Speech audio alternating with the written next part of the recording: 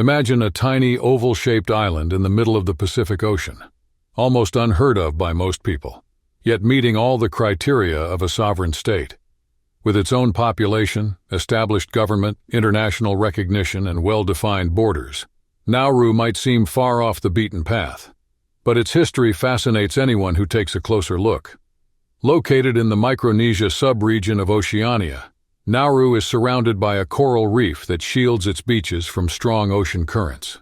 Its closest neighbor, Banaba Island in Kiribati, lies about 300 kilometers, 186 miles, to the east, covering just 21 square kilometers, 8.1 square miles, making it slightly larger than only Vatican City and Monaco. Nauru is officially the third smallest nation on the planet and has been a member of the United Nations since 1999. What makes it even more surprising is that back in the 1980s, this remote territory reached one of the highest levels of wealth in the world. How did such a small and isolated place achieve such prestige? Nauru, a small island in the Pacific, found its brief era of prosperity buried beneath its own soil. Its phosphate reserves, an essential ingredient in fertilizer production, brought in billions of dollars in an astonishingly short period. This rapid economic boom even gave Nauru the title of the highest per capita income in the world for a time. With so much money flowing in all at once, the government made decisions that caught global attention. They abolished income tax and started offering free healthcare, transportation, and education to the population. For more complex medical cases, citizens were sent to Australia for advanced treatments, and students had free access to universities in the neighboring country. On top of that, housing rents on the island remained extremely low. However, this golden age didn't last long. After just 2 decades of intense mining, the phosphate reserves were depleted, drastically changing Nauru's landscape. Over 80% of the island was affected by open-pit mining, leaving behind jagged limestone pinnacles that towered over 15 meters, 50 feet high. The exhaustion of this resource left the country facing a tough reality, one that stood in stark contrast to the short but extraordinary period when anything seemed possible. Now that same resource has become the biggest cause of environmental devastation in the region, threatening not just life on land, but also the rich marine ecosystems surrounding the island. Over the decades, mining has turned Nauru's exclusive economic zone into an area marked by the loss of essential resources. Around 40% of the marine life around the island has been affected by phosphate runoff, drastically reducing fishing and damaging the local ecosystem. What was once celebrated as the country's greatest blessing has now become a burden, leaving the environment more fragile than ever. Things aren't much better on land. Much of the once fertile soil was stripped away by phosphate extraction, exposing vast areas to erosion.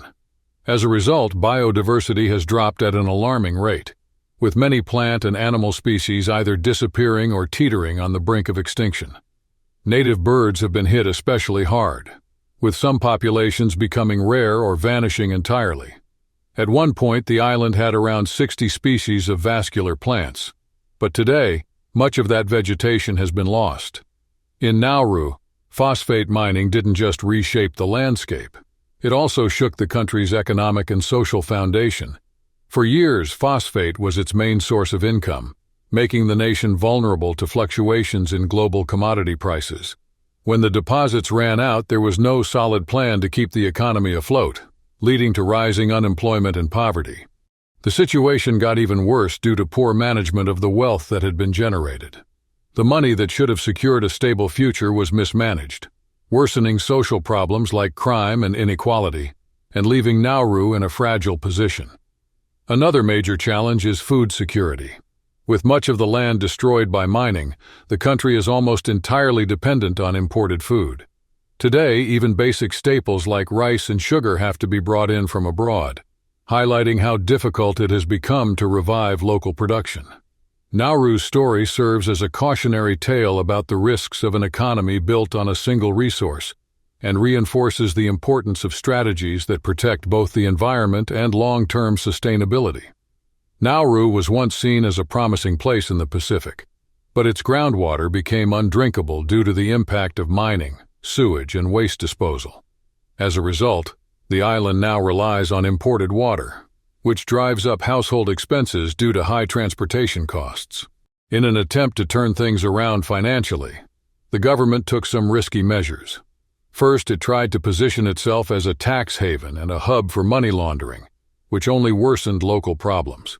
Then it invested what was left of state funds in overseas ventures, including commercial buildings, such as the headquarters of Air Nauru and Nauru Pacific Line, as well as hotels and other properties. However, most of these investments failed to generate returns, leading to significant losses and further weakening the economy. By 2012, Nauru was already dependent on Australian aid to keep its finances afloat. This financial reliance solidified Nauru's status as a client state, tied to the support of its larger neighbor.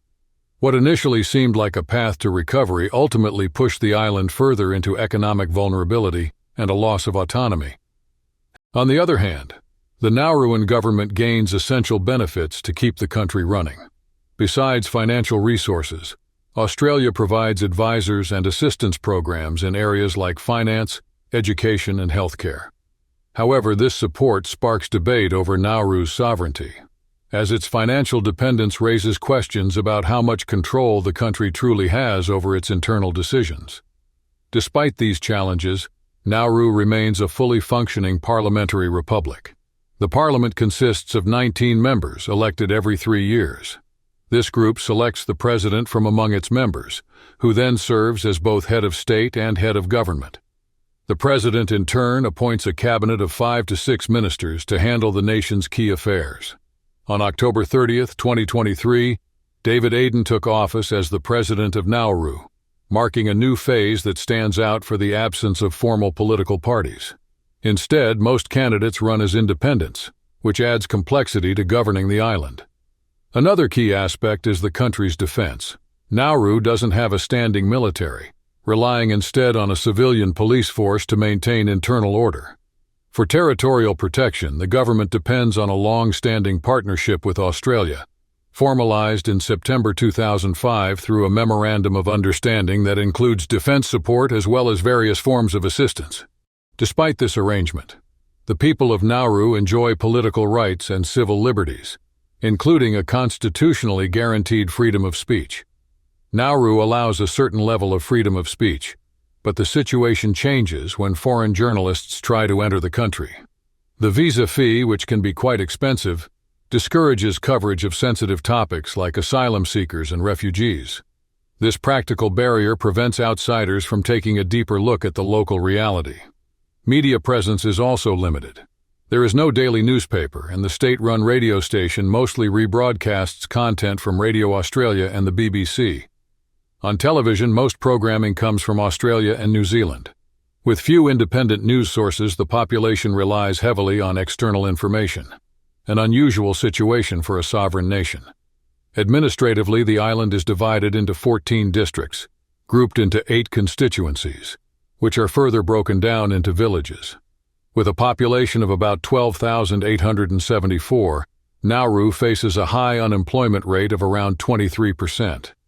Among those who do have jobs, 95% work in the public sector, highlighting the country's strong economic dependence on the government. Have you ever wondered what life is like on a tiny island like Nauru? With a population of around 12,874, this Pacific territory is home to diverse groups, from the native Nauruans, who make up the majority, to smaller communities from Kiribati, Fiji, Australia, and the Han Chinese. This mix shapes daily life, creating a blend of traditions and cultural influences. 2 languages stand out in everyday interactions. Nauruan, spoken by most locals, keeps the island's cultural roots alive, while English plays a key role in business and government affairs. Religion also holds an important place in society. Most of the population follows different branches of Christianity, with a strong presence of the Nauru Congregational Church, Roman Catholicism, the Assemblies of God, and Baptist communities.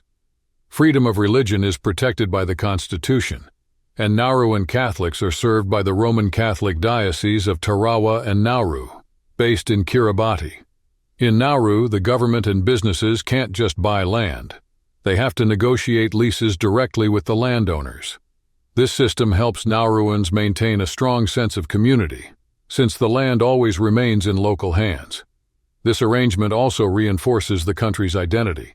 Families are deeply connected to their land, creating bonds that span generations.